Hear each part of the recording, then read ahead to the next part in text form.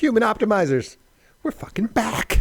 We're back with Abel James, the fat burning man, but I didn't know him as the fat burning man when I first met him. I know him as this really interesting musician who was talking about neuroscience and music and all kinds of cool stuff. And then I knew him as, you know, a local guy out here in Austin, a buddy who could stop by and shoot the shit here in town. And then now he's out there in Arizona, fully the fat burning man and a musician and killing it. So Abel, welcome to the show. What's going on, man?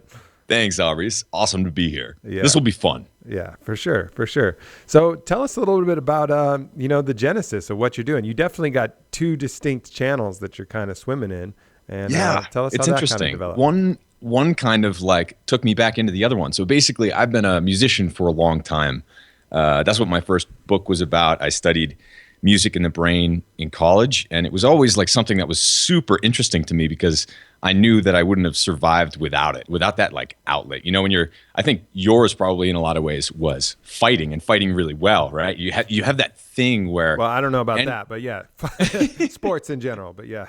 Yeah. Or just athletics, that right. thing that is an outlet that allows you to cope with real life stuff. So music was always that for me, and I always wondered why, but it got to this point where I played like 250 shows in a year a few years ago and totally burned myself out. And I was working a day job in strategy consulting, which I'd been doing for a while, independently, working remotely from Austin and going to DC and traveling all over. But basically, I got to this point where I wanted to do something unique, something different, especially in the world of health, because my mom is a holistic nurse practitioner, kind of came from that world. My brother's an organic farmer. My dad's, he comes from a farming family. So I've always been really into food and health and trying to optimize that. And when I was living in DC, kind of drinking the Kool-Aid, working with big food companies, Fortune 500s and stuff, I had Cadillac insurance on it. For the first time in my life, I wanted to use it. And so basically that led me down a rabbit hole of traditional Western medicine and dieting, and I got fat and sick in my early 20s. And just to clarify, Abel doesn't mean he had insurance on his Cadillac. He means that he had a really good insurance policy. That's right. And he was going to use it. Just wanted to throw that out there because people might be confused. I appreciate so what does food have to do with Abel insuring his Cadillac? Makes a lot of sense. All right. Different thing. Yeah. So you got fat, you got sick, you were eating some bullshit food, and you're like, screw this. Exactly. Yeah. And then after that, I basically like switched everything, turned everything on its head from a dietary perspective. I'd been going low fat, kind of controlling calories, running a lot. And then I basically stopped running so much. I went super high fat, like cyclical ketogenic bodybuilding type stuff. And I lost a bunch of weight and basically got shredded in almost like a month. It was amazing how quick it happened. And I was just like, this is bullshit. Like everyone needs to know this. This is so easy, right. So straightforward, yet we're doing the exact opposite and trying so hard. The general public anyway has been screwed over so many times by big companies that are telling them the wrong thing. So I wanted to start up my own show, my own blog to kind of democratize health and fitness. And I think it's worked pretty well. And then eventually that pulled me back into music, ironically enough. Yeah, that's interesting. It's funny how well that blatant lie was perpetuated. That fat is bad for you. Right. It's preposterous. It's like, and all the science is just completely reversed. Like, and there's no accountability. Like, how many people got fucked up because of that? Right. What? Like how? And it's just like kind of quietly, like, oh yeah, fat's good for you now. Huh? Yeah. Who would have thought? It's not like. Who are the sons of bitches that came out and said that it was wrong? And what was their science? And what was their motivation? Like, people are just kind of so accepting of like, oh, yeah, things change. Okay, yeah, eat the egg yolks now. Okay, butter's good. Yeah, whatever. It's like, no, not whatever. Like, what happened? So hang somebody. What's going on? Where's the lynch mob? Right. And after like 30 years of the government and the whole like medical establishment saying how bad cholesterol was and how we needed to count it and take all these drugs and stuff. Basically, a few weeks ago, they came out and they're just like, oh, yeah, not really a big deal, as it turns out. Sorry about that. Yeah, whoops. Can you imagine if a company was like saying that, like if Onnit was making like preposterous claims like that, and then we were just like, oh, yeah, about that. Sorry. About that, yes. Totally. And imagine you controlled countries. The opposite. It's been opposite decades. Sorry. No way. Oops. Yeah, unbelievable. So, but the funny thing is like all that's coming out, but it still exists in people's psyche. Like I'll even Right. meet an occasional trainer who will be talking about one of their athletes and they'll be like, yeah, you're really watching those fat calories. And I'm like, uh-huh. Okay. Like not knowing like how much I want to like kind of get in there and Yeah. point them down this embarrassing road. Like what do you find? What do you think the adoption to this is? Because the science right now is completely clear. Um, you know, Yeah, I think most people don't care about science, not in their day-to-day lives. They're too busy, And so my whole approach is about trying. What I saw when I came into the health world was that it was so miserable, right? You had all these trainers, these famous trainers who were just shouting at people and telling them yeah. how terrible they are and how fat they are and how they need to, basically starve themselves and be miserable. So I wanted it to be positive. And one thing that I can totally get behind that I've always been a huge fan of is food, right? Like making super delicious food and cooking it yourself. So that's kind of been our approach. My wife actually started out in her career as a professional video game player. So she's very focused and awesome, and Wait. it's been like beautiful. You What's found that? you found a beautiful woman that plays video games. Isn't that crazy? That's like the jackpot for most people. I know it is, but and she beats you. That's an she even funnier crushes thing. me. Crushes me. It's the best. And then like all these guys, we'll be hanging out and we'll be at a bar or something like that or with some friends and they're just like, "Oh, you play video games? All right, like I'll play with you." And then she just like walks all over them and stomps them into the ground. She was one of the best female players of Halo. So she just headshots all over the place. They're dead. It's great. But That's she awesome. she basically took all of that energy and focus and she burned herself out on that too. Anything becomes a job, no matter what it is. And it's been so beautiful to see her kind of change that, put that energy into food. And she comes from a huge Mormon family in outside of Phoenix. And so every time we go there, all the cousins who are used to eating foods that aren't great, she cooks for them and we cook for them. And you just see their eyes light up and their behavior gets better. And like the parents love it and we all cook together. It's this cool thing, this lost art that I think a lot of Americans and people who are all caught up in our culture, which is more based on media and marketing than the roots of culture. And so with my book, The Wild Diet, I try to really connect people with the common sense that used to exist within our own family lineages. Like our grandmothers would slap us on the wrist for throwing away the cream and the milk and things like that. So I try to reconnect people with the world of cooking delicious food and that way, as opposed to, we have a lot of scientists out there and it's really important that science gets done. But I think for most people, they do need that thing that really connects them with the real world.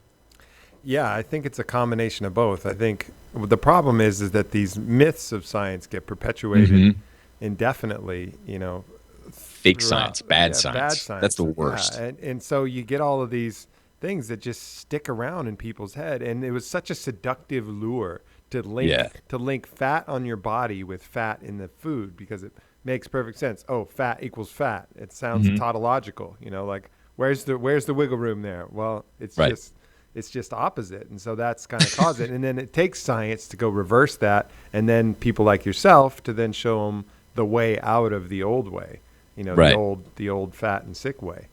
Totally. To Fat burning man. That's what it's all about. Indeed. So then you got the book. And is it purely a recipe book or is it recipes and philosophy? Yeah, it's basically I like how you said that, recipes and philosophy. That's what it is. It's like a great cookbook encapsulated by memoirs and stories from my real life that basically show people how I'm informed by science and how I've allowed like this great lifestyle to allow me to be in the best shape of my life, feel great, eat awesome food. And also like even bigger than that, we're huge into traveling. As I was saying before our call, this last June, we sold our house, our cars, everything, and have just been traveling ever since. And so we went to Fiji immediately and then Australia, Bali. We're going to Peru next week. And seeing the way that other cultures view their food, the way that they view mealtime And even the way they fuel themselves with, if you look at some of those endurance runners or people from different cultures who are able to do these ridiculous feats, like running 100 miles or something like that through the desert or through the mountains at elevation, carrying a little bit of water in an ostrich egg or running on basically no food, you start to question, the you must eat 6 times a day of this specific macronutrient or micronutrient type dogma that you get here. Yeah, that makes a lot of sense. So tell us some of the specific takeaways, either a recipe you really like or some kind of concepts from the book that people can apply to their life. Yeah. So I I actually start out with the story of how my wife and I go to dinner with, we're pretty active in like the health industry. So, or at least the new health industry, good people, not the old big food stuff. But we were at dinner in Florida with like 20 people who are professional athletes, a lot of doctors and celebrities and stuff like that. And they're all about food. And then my wife is about 105 pounds. I'm like 165 and usually about like 10% body fat. So in good shape. And we go to dinner and we order, I just like list all the things that we order, which is like huge marrow bones, 2 enormous salads covered in fat and avocado and, big steaks and fish and all this stuff. And then we polish off a bunch of wine and champagne too. And like a lot of the other health experts there, they're just like, how in the world do you guys eat so much and stay so lean? And throughout the book, I answer that question by talking about food quality more than anything else, because we really focus on that. We don't eat processed food. We don't eat much sugar at all. It's mostly like vegetables and meat, and as fresh as possible. So when you learn to really focus on food quality and getting foodie type food, then health almost starts to happen automatically. But another big thing that I think your listeners might be interested in is the approach of fasting and feasting. So that's something that I do pretty much every day, and my wife does as well, albeit a little bit differently. And so basically, right now I'm coming back on the grid after traveling for like 6 months and doing recording again. But so for this, all of last week, every day I do like 5 to 7, 8 interviews on no food. And I'd basically just be going on liquid calories, running on fat primarily. And then the feast comes in the evening after the sun goes down. And we feast like rock stars, and it's awesome. So throughout the book, I kind of talk about how you can work some of those crazy principles into your own lifestyle that totally go against most of the information that people have about diet and fitness today, which I would venture to say is misinformation. Yeah, there seems like a lot of ways. Everybody in this industry, even the new parts of this industry, they try to create these narrow channels of what you have to do. Like, this is the only way. And really, I think there's a lot of ways that are good and each have different advantages. And just playing with these different things, you'll be able to see what some of the advantages are. I know when I eat really light and do what you say, I'm very clear-headed, but sometimes my energy can be an issue, but generally, like, my thinking is really, really on point, and that's something I appreciate from that aspect. Totally. Yeah. And it's a really interesting thing when you start to play with it, because it's not going to work for everybody. It doesn't work quite as well for women, or for most women, just because hormonally it's men are like, there's a Seinfeld about this. Men are like Jeeps. We're much more predictable. Our hormones usually play nice with our bodies, even if we abuse it by not feeding it or exercising all day or whatever. But it's all about like opening your world to new approaches like that and seeing how it works for you. Yeah, it's not like a silver bullet. There isn't one. Yeah. And I try to communicate that in the book too, that basically common sense works a lot better than trying to find a silver bullet. And so if you go back to what you said about the fasting thing, yeah, you get this like awesome, clear-headed feeling, but you don't feel like going out and crushing it in the gym or being super energetic in that way. It's much more of I see it more as like a longevity strategy more than anything else. You're not like burning through your own body. And basically when you're overfeeding, you can grow, but it can also, there's a lot of science that says that it kind of accelerates aging. So you have to have this balance in between the two of those things, like the overfeeding and underfeeding. And I think a lot of people who are athletes or have manipulated physique, I try to learn from them because, for people who are in front of a camera all the time or are professional athletes or trained professional athletes, their job is at stake with this stuff.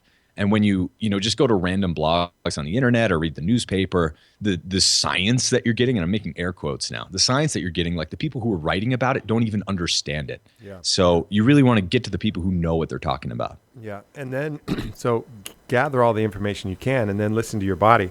That's one thing that I've been really, keen to do is, you hear something and you'll allow it to override what you're actually feeling. Like for me, you hear, Brussels sprouts, super healthy. For me, eating Brussels sprouts is a nightmare, and a nightmare for anybody that I'm going to be spending the night with as well. Sure. It's just going to cause my GI tract to blow up like a balloon. It's just something about. So don't eat Brussels sprouts. They're not good for you. Just don't do it. And like finding little things like that is really important to like actually start making the connections to. It's not just some random thing like.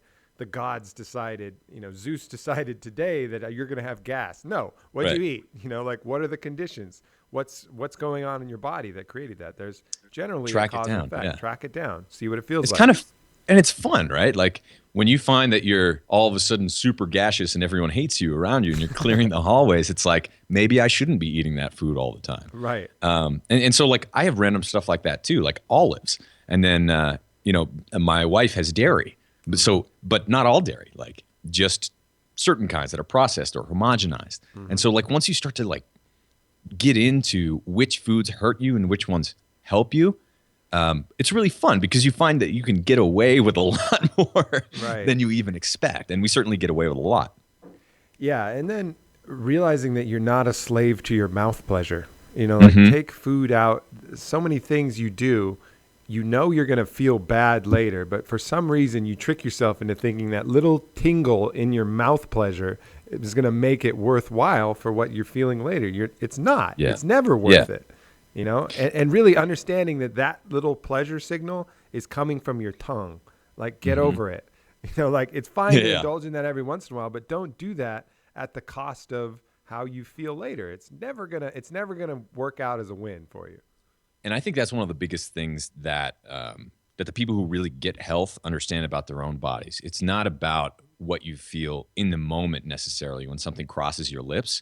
Like green smoothie is a great example. We have one pretty much every day, which is basically like drinking a salad. Mm-hmm. And it's not meant to be the most palatable, delicious thing on earth. In fact, when you're drinking it, it's like pretty good or okay, depending on how it comes out or whatever. But I can tell you for the next like few hours and even the next few days in some cases, you feel awesome. And so when you start to eat your food, you start to look at your food as fuel for how you feel later or how you perform later or how you think later. And that's the biggest secret is trying to track that down because it's different for everyone. Some people do well on a low-fat diet. Mm-hmm. I think most people do better with more fat, certainly more fat than we're eating now. Yeah. But people are different. And depending on where you come from, what your cultural heritage is, what your genetics are, what your race is even, like it's totally unique. Certainly your sex too, like the amount of food that you eat, when you eat it, it's important to track it down. So what I do, I try to give people the tools to navigate their own lives as opposed to saying dogmatically, like you must eat this at 2:22 p.m. every Wednesday. Right. Yeah, I think you can get trapped in that. Like there's so many different things for different functions. And I think the key for me is like, what's the function of this? So you have Tim Ferriss's concept, 30 grams of protein within the first 30 minutes that you wake up. There's some days where that makes a lot of sense to me. I'm going to have a morning workout. I know it's going to be anaerobic and I know that I'm going to need, some real fuel or I'm going to just burn out. It's not going to be right. And then there's other days where I know that I want to write, 5 or 10 pages before noon. And if I eat a big meal, forget it. It's done. Right. I'm going to get a half a page if I'm lucky, and it's going to be shit, and I'm going to rewrite it, and I'm going to rewrite it later. So it's like whatever. What are you doing? Like, what's the purpose of what you're doing? And sometimes, if you're at an amazing French restaurant and you got a puff pastry with mushroom sauce stuffed with some, cheese and everything, it's okay to just say this is an experience that I may not ever get again, but at least know like, all right, I'm going in because this is worth it. This is some new shit that I will put in my memory book and I'm fine with the consequences and just dive in, But And it's that's what fine. it's all But do it, about. yeah. Because we see food as something that's going to make us fat, something we need to be afraid of, something we need to measure and weigh. And it really shouldn't be like that. I mean, what you just talked about, when you allow yourself to enjoy food that much every once in a while, it's totally worth it because not only do you enjoy it, you also feel the repercussions later, right? Like Right. after you eat that the next day or after you're super tired or sluggish or whatever, you're just like, wow, I'm so glad that I did that. So I remember what it's like.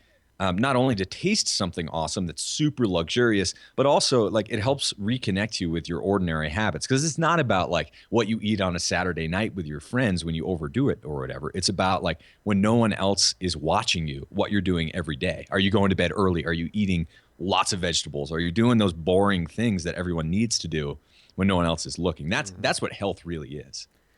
Yeah, there's an old expression that comes, has its roots in Epicureanism, and it's moderation in all things, including moderation. Right. And I really love believe that. that. And I think just making sure that it's worth it, even when it concerns partying, like when when you regret having those drinks and being out partying, it's when the party wasn't very good.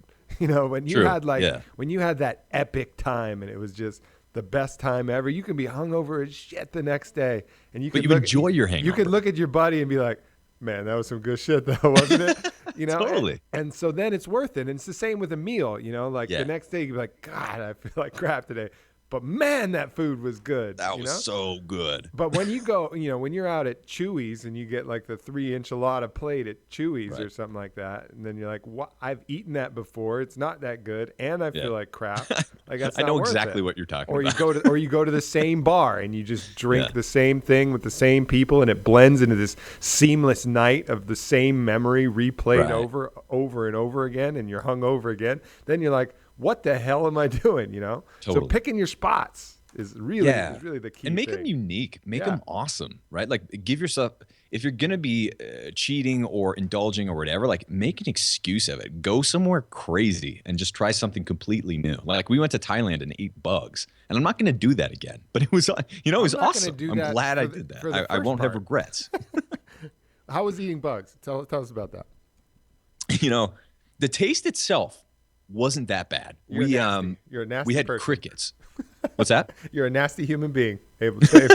Well, okay, so we go to this place in Thailand, and we're riding around on a little scooter, and basically what we're doing is looking for adventures, looking for fun food, and we find this, this like almost, I don't know what it was, like a flea market kind of, like a huge market where they were selling everything from like food on a stick to guns to like bugs and a bunch of clothes from China and just random stuff. And so we walk by this one place, this little stand. There's this woman behind it, like deep frying a bunch of like huge beetles and roaches and worms and crickets, grasshoppers and locusts. And like I couldn't believe all the different kinds of bugs they had there. And we're just like, well, there's this seems like the chance to do this, and I don't know if I want to, but like let's go.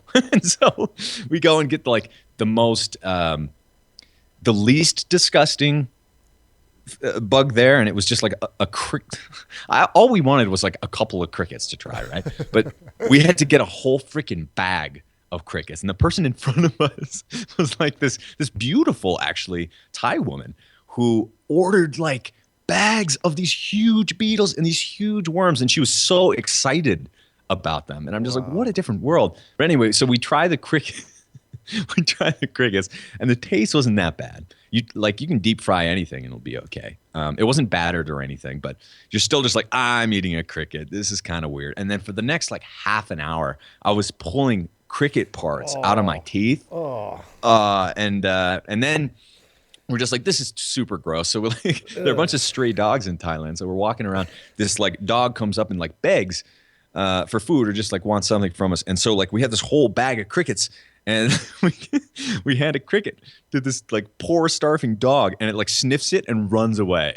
We're like, okay, we're not going to do this again. Oh man, that's intense. Yeah, I don't like crickets to begin with, and I especially don't like the thought of eating them. Well, if you look at what, like, so many people are just like, I'm paleo, and they eat like tons of bacon and lots of really fashionable paleo things. But if you think about it, what would a caveman eat? It's like grubs and really gnarly stuff, like raw liver and like the insides of intestines and stomachs And of animals they eyeballs. just Yeah. slaughtered, like right in the field. No, it's very true.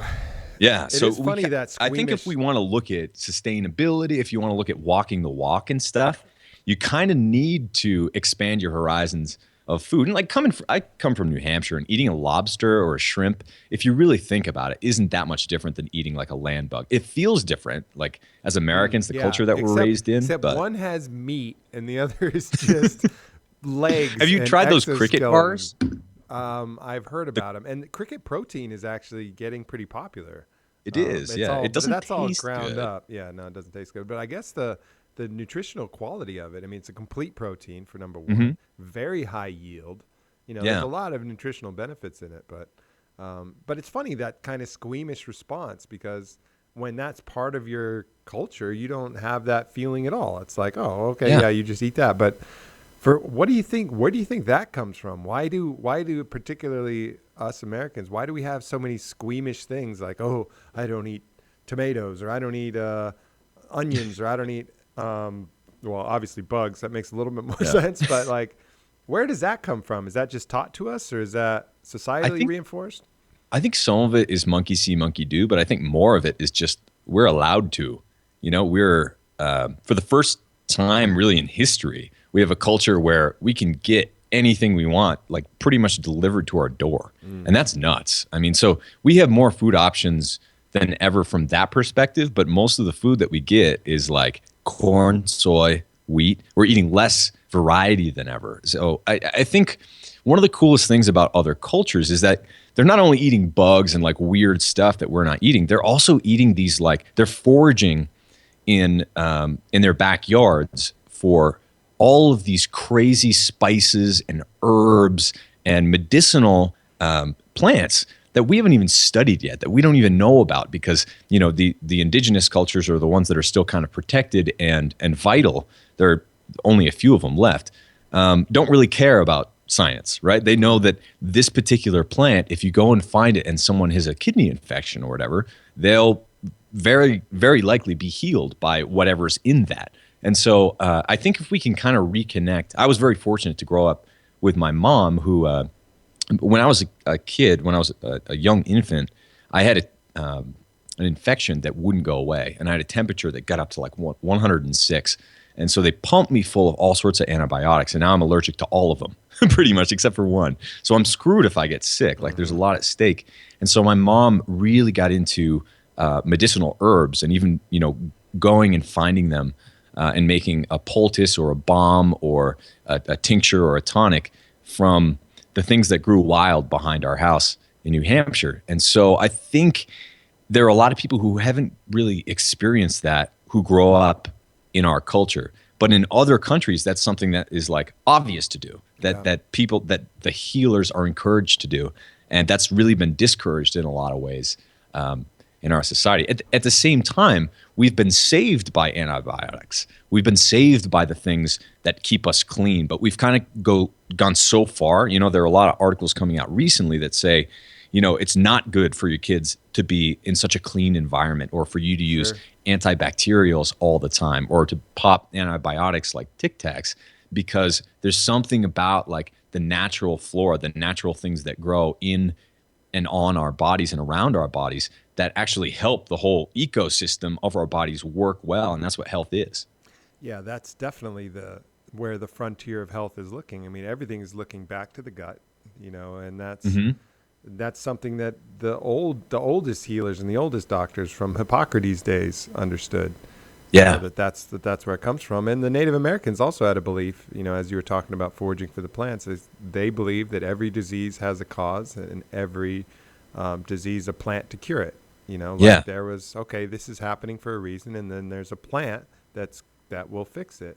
And I think the advantage, though, is that they were already so clean that adding these things had a much more dramatic impact. And I think that's where some people get frustrated, is we're used to these things that have such persuasive power, like antibiotics.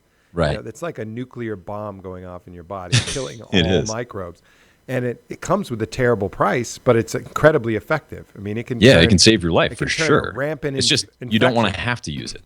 Right, yeah. But we get used to this instant effect. Okay, 20 minutes later, I'm going to feel better. Well, some of these natural things take a while, and you're working systemically at improving it rather than just blowing everything up and hoping that, the good parts live the more than the bad parts, and it's, Right. I think, so changing your paradigm. And as you get cleaner, then you realize how many more options that you have that'll really make a difference, feeling how, taking turmeric will feel on your body, or any of these different medicinal foods or herbs. And you'll start to notice like, oh yeah. But at the same time, you'll start to notice when you eat less clean as well, you'll have a bad thing and you'll feel it more. You'll have a good thing and you'll feel it more. You become more sensitive. The layers of gunk have been kind of stripped off, and it's a good thing. It can be frustrating for some people though, because then they're like, I used to be able to eat this cheeseburger and I'd feel fine, but now I eat this cheeseburger, I feel terrible. Well, it recalibrates your whole system, right? Right. So you get used to feeling sluggish without even knowing it. But I think one of the cool things, like a lot of people might be listening, being like, "Well, I don't have 60 acres of woods behind my house, and I don't know how to find mushrooms and wild cranberries and all that crap." One of the coolest things about our society and what you guys do at On It, I think, what a lot of the supplement companies and herbal companies have started to do is they're basically a way to, in the modern world, if you don't have access to that sort of thing, you are getting, krill. They're kind of like eating bugs, and you guys make krill oil that is full of things that are proven by science to be really good for your brain, really good for your body, anti-inflammatory. Things like spirulina, chlorella, a lot of the herbs that you can find and take now quite easily, made by good companies, can totally like revamp your health. You don't need to go totally on the other side of the pendulum. The modern world presents a lot of really cool options. And I think, props to you guys for being one of the good companies, because there are a lot of, snake oil salesmen out there. And I think people have been burned enough to be suspicious. But there are definitely, I think that in the past 5 years or so, and certainly since, around the time I started my show, like when I started it, it wasn't cool to think about health. It wasn't cool to talk about it really. Right. But I think we're seeing that it's becoming cool again, and like people are really getting into it. So it's a really promising time. Yeah, agreed. Well, this has been awesome, man. Where can people find the book? Where can people follow you? Where can people listen to you? All that good stuff. Yeah, so the book is called The Wild Diet, and you can find it very simply at wilddietbook.com, and we're giving away a bunch of really cool stuff in celebration of the launch of the book. So we're giving away a drone that records like HD footage. We've been playing with that. It's super fun, like GoPros, a Fitbit, and a bunch of cooking gear and stuff like that. So that's wilddietbook.com. And then if you like podcasts and shows and stuff like that, mine's called Fat Burning Man. Aubrey, we'll have to get you on soon. Yeah, I took like a 6-month hiatus, and now I'm back in action. So it's cool, really fun. Fat Burning Man, you can find that at fatburningman.com or in the podcast store. Awesome, man. Well, thank you, Abel. Great Thank to hang you. with you. This has been awesome. Virtually, as always, and hopefully we'll catch up again soon. Maybe in Arizona, maybe in Austin. We'll figure it out. We're trucking through for Paleo Effects, so let's hang out. All right, beautiful. We'll see you then. Sweet. All right, take care.